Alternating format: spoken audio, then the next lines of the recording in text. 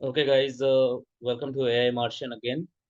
This is Krishna और आज Django tutorial पे हम बात करेंगे what is a web framework. So web framework क्या होता है उसके बारे में हम देखेंगे। तो यहाँ पे डेफिनेशन लिखा हुआ है, जैसा दिख रहा है यहाँ स्क्रीन पे। What is a web framework, it is mentioning here on the top. और उसमें कुछ टॉपिक्स है, कुछ पॉइंट्स है, जैसे 1 2 3 करके पॉइंट्स है। We have 3 points in this slide. We have some more slide in the next, some more points in the next slide. So we will start one by one. Server side development. तो जब कभी हमें कोई code लिखना होता है, जैसे ये हमारा क्लाइंट हो गया। क्लाइंट मतलब हमारा और आपका जो पीसी है, उसको हम क्लाइंट कह रहे हैं। जैसे हम इस पे सर्च करेंगे www.google.com, तो ये एक रिक्वेस्ट भेजता है एक सर्वर को। This is a server. ये कहीं फार रखा हुआ होता है और उस पे आपकी यानी कि गूगल की वेबसाइट रखी हुई रहती है, और गूगल से जो भी आप पूछते हैं इस सर्वर से आपको रिस्पॉन्स की तरह मिलता है। आप रिक्वेस्ट करते हो, दिस इज क्लाइंट। ये जो आपका मशीन होता है इसको क्लाइंट कहते हैं, एंड दिस इज सर्वर।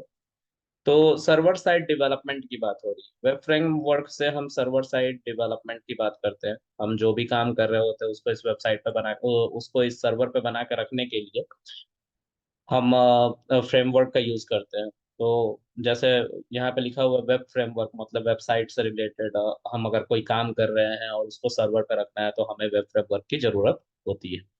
तो यहाँ पे लिखा हुआ है सर्वर साइड डेवलपमेंट। तो इसका डेफिनेशन एक बार देखते हैं। We web framework primarily focus on server side development. जो वेब फ्रेमवर्क होते हैं वो बनाए ही जाते हैं इस चीज को फोकस करते हुए कि सर्वर साइड डेवलपमेंट किया जा सके और सर्वर पे आपके वेबसाइट को रखा जा सके। उसके बाद है handling tasks such as routing request, processing data, interacting with database, and generating dynamic HTML content to be served to client। अब यहाँ पे आपको दो बातें देखने को मिली जो मैंने यहाँ पे मेंशन किया है, क्लाइंट और दूसरा सर्वर। ये है क्लाइंट। क्लाइंट अगर कुछ भी रिक्वेस्ट करता है तो उसको हमारा जो सर्वर होता है वो रिस्पॉन्स की तरह देता है। मतलब अगर किसी क्लाइंट ने जैसे google.com किया, तो google.com को जैसे ही वो एक्सप्लोर करेगा, सर्वर पर रिक्वेस्ट जाएगा और सर्वर उस रिक्वेस्ट को हैंडल करता है। वही यहाँ पे लिखा हुआ है हैंडलिंग टास्क। जो भी आपने रिक्वेस्ट किया एज अ क्लाइंट, वो हमारा राउट किया जाता है सर्वर पे, और सर्वर पे प्रोसेस होता है हमारा डेटा।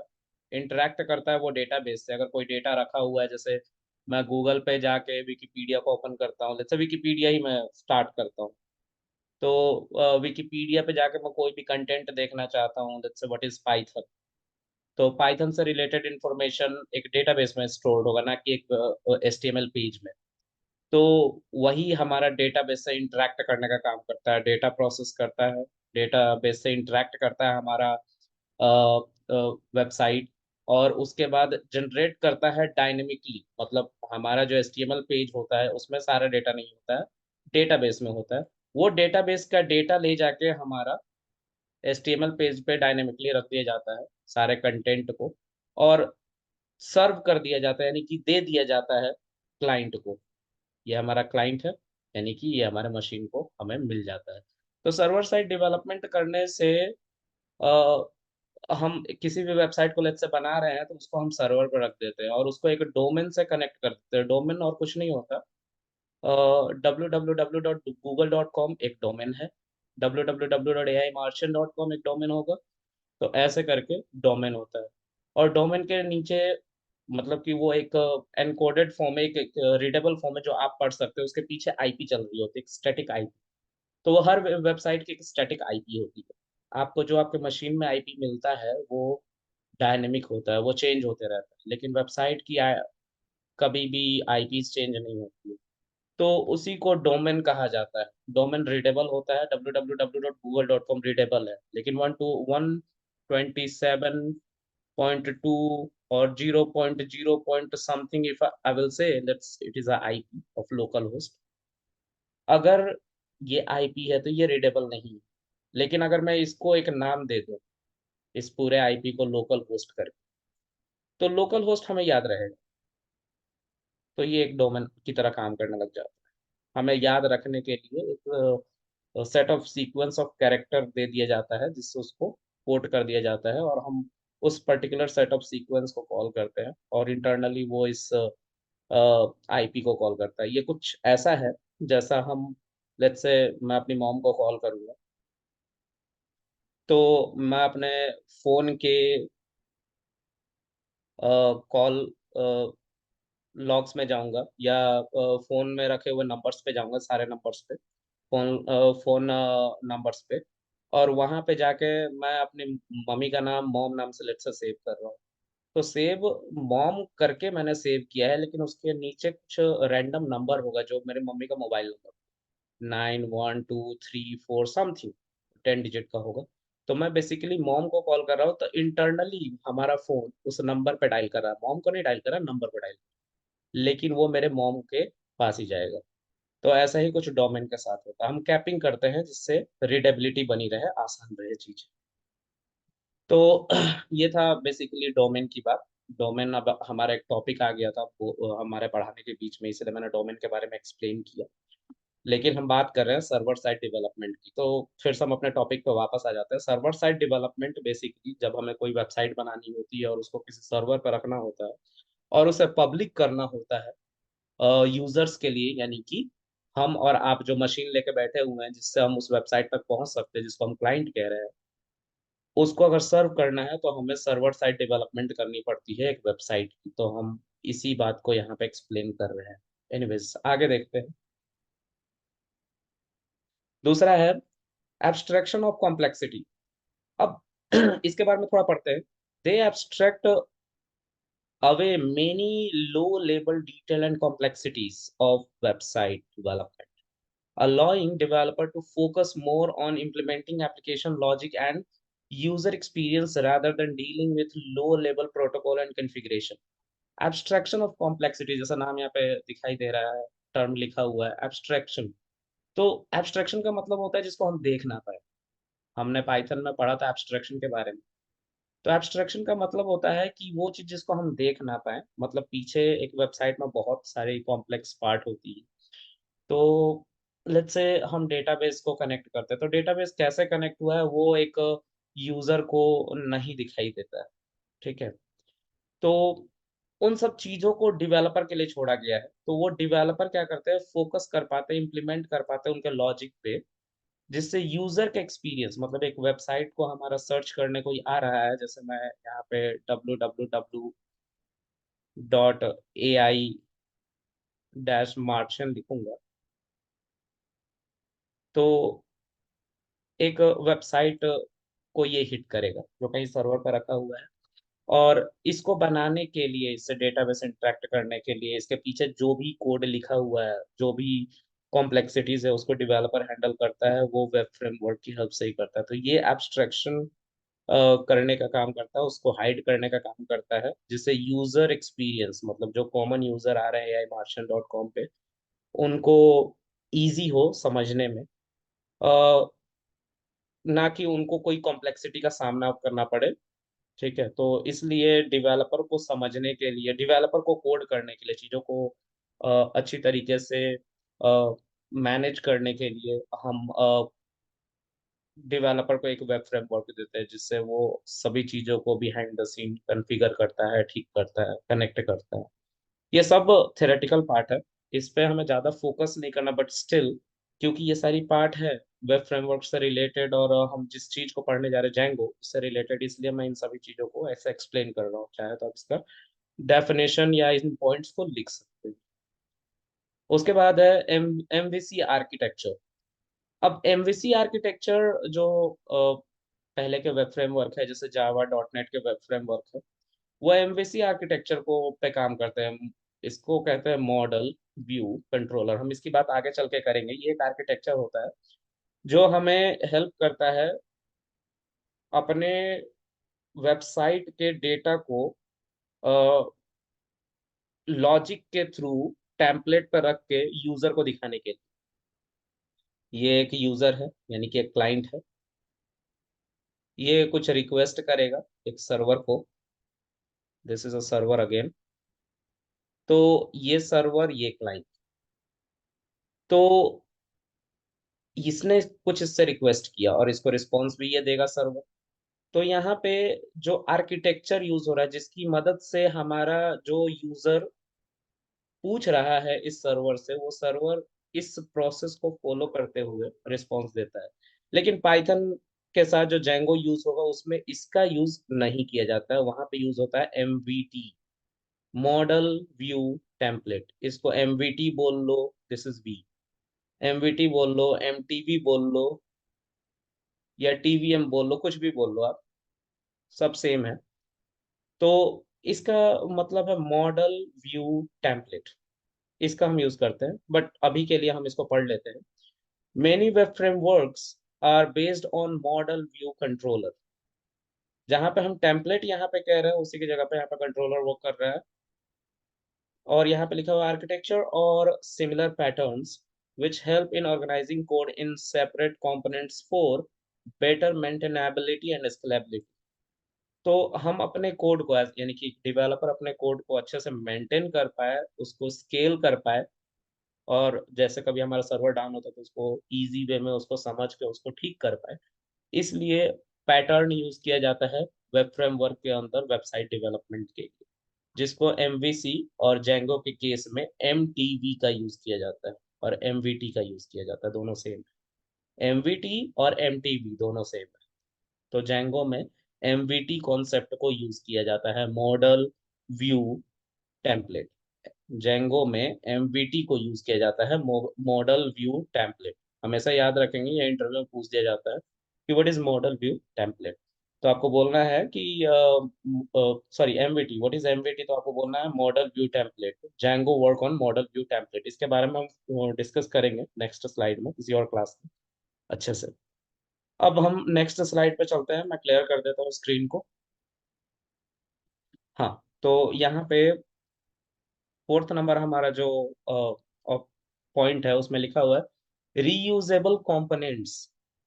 अब रीयूजेबल कंपोनेंट्स क्या होता है, तो एक बार इसको पढ़ लेते हैं। Web frameworks often provide reusable components such as authentication system, form validation, session management, saving developers form, writing these functionalities from scratch for each project। तो रीयूजेबल कंपोनेंट क्या होता है? अब जो फ्रेमवर्क होती हैं वो हमें प्रोवाइड करती है।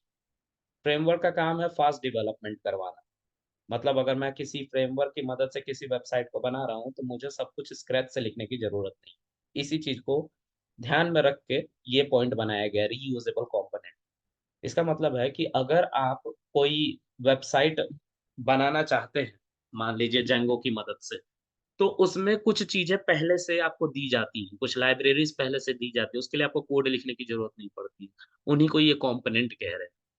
तो वेब फ्रेमवर्क ऑफन प्रोवाइड, जो वेब फ्रेमवर्क होते हैं वो हमेशा प्रोवाइड करते हैं रीयूजेबल कंपोनेंट, यानी कि कुछ रीयूजेबल कोड्स होते हैं जिसको प्रोवाइड करते हैं, जिसको बार बार हम रीयूज कर सकते हैं। कुछ कोड होते हैं जो हमें मिलते हैं जिसको हम बार बार रीयूज कर सकते हैं, सच एज ऑथेंटिकेशन सिस्टम। अब आप किसी वेबसाइट पे जाइएगा तो आपको वहां पे लॉग इन साइन अप करना पड़ेगा। तो साइन अप लॉग इन करने के लिए पहले से ही कुछ फ्रेमवर्क में कोड दे दिए जाते हैं, जैसे जेंगो में ये दिया गया है। तो यहाँ पे ऑथेंटिकेशन सिस्टम है, यहाँ पे फॉर्म वैलिडेशन का सिस्टम है, सेशन मैनेजमेंट है, saving developer time from writing this functionality from scratch. इसको शुरू से लिखने की जरूरत नहीं होती डेवलपर को, वो इसको एज इट इज यूज कर सकते हैं। इसके लिए कुछ कमांड्स चलाने पड़ते हैं जेंगो में, क्योंकि हम जेंगो को पढ़ने वाले हैं इसके बाद। अब पांचवा पॉइंट हमारा कहता है सिक्योरिटी फीचर। एक फ्रेमवर्क है, वो अगर सिक्योरिटी नहीं दे पा रहा है आपकी वेबसाइट को, तो कोई भी सिक्योरिटी ब्रीच कर सकता है, आपके डेटा को चुरा सकता है, आपके वेबसाइट पे अनऑथराइज्ड एक्सेस गेन कर सकता है। तो इसके लिए इस पॉइंट को इंटीग्रेट किया गया है। इसमें क्या लिखा हुआ है पढ़ लेते हैं। Most modern web framework incorporate security feature and best practice to help developer building more secure web applications, including protection against common vulnerabilities such as cross-site scripting and SQL injection. तो कोई भी आपके मैंने जैसा बताया पहले ही वही सेम बात फिर से ये चीज कंटेंट कह रहा है। अब ये थोड़ा सा देखने में कॉम्प्लेक्स लग सकता है, बट इसका यही मतलब है कि आपकी वेबसाइट सिक्योर है कि नहीं, ये आपका फ्रेमवर्क पे भी बहुत ज्यादा मैटर करता है, डिपेंड करता है। तो आपके फ्रेमवर्क में ये फंक्शनैलिटीज ज्यादातर पहले से दी जाती है। इसके ऊपर भी लोग काम करते हैं। जैसे वीपीएन के ऊपर ही आपका नेटवर्क चल रहा होता है, सॉरी वीपीएन के ऊपर ही आपका वेबसाइट खुल रहा होता है, या बहुत सारी चीजें होती हैं जो ऑथराइज ऑथराइजेशन दिया जाता है नेटवर्किंग टीम के द्वारा। लेकिन यहाँ पे आपका फ्रेमवर्क भी ये काम करता है। आपको C S R F token दिया जाता है जेंगो के द्वारा, और एसक्यूएल इंजेक्शन वगैरह से आपके वेबसाइट को हैक ना कर लिया जाए, इसलिए चीजों को इंटीग्रेट किया गया है वेब फ्रेमवर्क। आगे देखते हैं। इसका एक ही मतलब है, सिंपल, कि आपके वेबसाइट को बनाने के लिए जो आप फ्रेमवर्क यूज कर रहे हैं उसमें सिक्योरिटी फीचर्स पहले से इंटीग्रेट होती है। हम आगे चल के देखेंगे कि क्रॉस साइट स्क्रिप्टिंग क्या होती है और एसक्यूएल इंजेक्शन क्या होता है। तो एसक्यूएल इंजेक्शन और क्रॉस साइट के बारे में हम बाद में बात करेंगे। अब देखते हैं 6 number point, template engines. Many web framework include template engines that simplify the process of generating HTML markup dynamically, enabling developers to create dynamic web page with ease. Template engine एक ऐसा समझ लीजिए कि एक टेम्पलेट है, उसके अंदर कुछ कंटेंट आ रहा है डायनेमिकली, उसमें कंटेंट आ जाए और हम किसी पेज को रिक्वेस्ट करते हैं, तो उसके लिए ये काम करता है टेम्पलेट engine। हम इसके आगे के पॉइंट्स को देखते हैं। तो यहाँ पे और 2 पॉइंट्स है। ORM, ऑब्जेक्ट रिलेशनल मैपिंग, इसको पढ़ लेते हैं। Some web framework offer ORM libraries that abstract many database interaction, allowing developer to work with database entities as object in their code rather than writing raw SQL queries। यहाँ पे एक बात की गई है ORM के अंदर, SQL queries, इसको मार्क करते हैं और इसको समझने की कोशिश करते हैं क्या है। ORM क्या करता है? Object relational mapper. आपके वेब फ्रेमवर्क में अगर कोई डेटाबेस आप इंटीग्रेट कर रहे हैं, तो डायनेमिकली हमारे वेबसाइट पे कोई फॉर्म फिल अप कर रहा है, उसका डेटा चला जाता है हमारे डेटाबेस में। जैसे हम साइन अप कर रहे होते हैं या लॉगिन कर रहे होते हैं, तो उसका डेटा हमारे डेटाबेस में चला जाता है। तो अगली बार जब कोई यूजर आता है मान लो, और वो एक फॉर्म देखता है या लॉगिन पेज देखता है साइन अप करने के बाद, तो वो अपना ईमेल आईडी पासवर्ड डालता है या यूजर आईडी या पासवर्ड डालता है, तो वो उस वेबसाइट में लॉग इन कर जाता है। तो डेटाबेस की मदद से होता है ये। तो अब इसको, इस डेटा को जो यूजर ने दिया, यूजर नेम और पासवर्ड, इसको कहीं ना कहीं तो रखा जाएगा। तो डेटाबेस में रखा जाता है। उसको फेच करने के लिए हमें एसक्यूएल की क्वेरी मैनुअली लिखनी पड़ती है। अगर ये नहीं होता तो हमें वेब फ्रेमवर्क जो होती है वो हमें इसे ऑब्जेक्ट की तरह यूज करने के लिए देती है, मतलब एक क्लास बना के दे देती है जिसके अंदर हमें जितने भी रो और कॉलन चाहिए, सॉरी रो चाहिए होते हैं, या कॉलन चाहिए होते हैं। लेट्स से मुझे नेम नाम का एक फील्ड चाहिए जिसमें मैं नेम स्टोर करूंगा। मान लीजिए एक टेबल है, इसमें पहला कॉलन नेम का है और दूसरा कॉलन फोन नंबर का है। ये नेम का कॉलन हो गया, ये फोन नंबर का कॉलन हो गया। तो इन दोनों डेटा को हमें स्टोर करना है डेटाबेस में, तो आपको क्वेरी लिखनी पड़ेगी। लेकिन किसी वेब फ्रेमवर्क को आप यूज करेंगे जो ओआरएम को सपोर्ट करता है, उसमें आपको ये लिखने की जरूरत नहीं है। और जो आप क्वेरी लिखेंगे, जो क्वेरी ऐसी कुछ दिखती है, सेलेक्ट एस्ट्रिक, ये एसक्यूएल की क्वेरी होती है, सेलेक्ट एस्ट्रिक फ्रॉम, और जो भी आपका टेबल का नाम होता है, ऐसा आपने क्वेरी लिखा होगा एसक्यूएल के अंदर, जिसका एसक्यूएल क्वेरी को होती है। तो ये आपको मैनुअली नहीं लिखना पड़ता, ओआरएम इसकी जगह पे आपको दे दिया जाता है, जिससे आप बिना क्वेरी लिखे बस आपको सिंपल एक क्लास बनाना होता है, उस क्लास का कुछ नाम देना होता है, और उसके अंदर आप अपने फील्ड का नाम लिख देते हैं उसके डेटा टाइप के साथ, कि किस तरह का डेटा टाइप उस फील्ड में होगा। जैसे नेम जो है वो कैर फील्ड होगा, फोन नंबर जो है वो हमारा बिगिंट होगा। तो इस तरह के नंबर को स्टोर करने के लिए हमें कॉलन के साथ उनके डेटा टाइप फील्ड भी देने पड़ते हैं एसक्यूएल माई एसक्यूएल के अंदर। तो आपको ये एसक्यूएल क्वेरीज ना लिखनी पड़े इसलिए ओआरएम को दिया जाता है। ओआरएम को क्लास की तरह इम्प्लीमेंट किया गया है। तो आप इसको ऑब्जेक्ट की तरह इस्तेमाल करते हैं और अपने डेटा को स्टोर करते हैं। ये आपको इंडिपेंडेंट बनाता है। मान लीजिए कल को आपका डेटाबेस चेंज हो गया, तो जैसे आप माई एसक्यूएल यूज कर रहे हैं, कुछ टाइम के बाद माई एसक्यूएल में कुछ दिक्कत हो रही है तो आप ओरेकल यूज करना चाहते हैं, पोस्टग्रेस यूज करना चाहते हैं, आप यूज कर सकते हो ओआरएम की हेल्प से। आपको वो सीखने की जरूरत नहीं। ये ऑब्जेक्ट रिलेशन मैपर वो काम खुद ही कर देता है। तो वो क्वेरी खुद ही बिल्ड कर लेगा। आपको सिंपल अपना डेटाबेस चेंज करना है और उसके बाद ओआरएम की मदद से आप अपना डेटा इंसर्ट करा सकते हो। उसके बाद है हमारा कम्युनिटी सपोर्ट। फिर से इसको पढ़ते हैं। Web framework typically have large and active communities of developers who contribute to the documentation, provide support, share best practices, and develop plugins and extension, enriching the ecosystem around the framework. तो ये हमने पहले भी एक बार देख रखा है, but still हम यहाँ पे ये बताना चाहते हैं कि जैसे जैसे लोग काम करें, जैसे जैसे टेक्नोलॉजी इनहेंस हो रही है, जो भी कोई बग आता है, पैचेस आता है किसी फ्रेमवर्क में, तो उसको रिजॉल्व करने के लिए या उस जो एग्जिस्टिंग हमारी पहले से कोड लिखी गई है उस फ्रेमवर्क में, उसको ठीक करने के लिए बहुत बड़ा कम्युनिटी सपोर्ट होता है एक फ्रेमवर्क के पास, वेब फ्रेमवर्क के पास। तो ये कम्युनिटी सपोर्ट भी वेब वेब फ्रेमवर्क में बहुत बड़ा होता है। जैसे पाइथन का जैंगो है, पाइथन की मदद से आप जैंगो में वेबसाइट डेवलपमेंट कर सकते हैं, तो वहाँ पे कम्युनिटी सपोर्ट बहुत अच्छा है। तो आपको हर एक काम करने के लिए प्री बिल्ट लाइब्रेरीज या कोड मिल जाएंगे, या आपको ऐसा भी हो जाएगा बहुत बार कि जो जेंगो आप यूज करें उसके अंदर ही इंटीग्रेट करके वो सारी चीजें दी जाएंगी। तो उसी को कम्युनिटी सपोर्ट कहा जाता है। ओके, आई होप यहीं तक हमारा ये लेक्चर है। इसके बाद हम आगे देखेंगे इसके नेक्स्ट टॉपिक को, जो है हमारा एग्जांपल्स ऑफ सम फ्रेमवर्क। तो bye for this time guys, we will meet in next video. Thank you.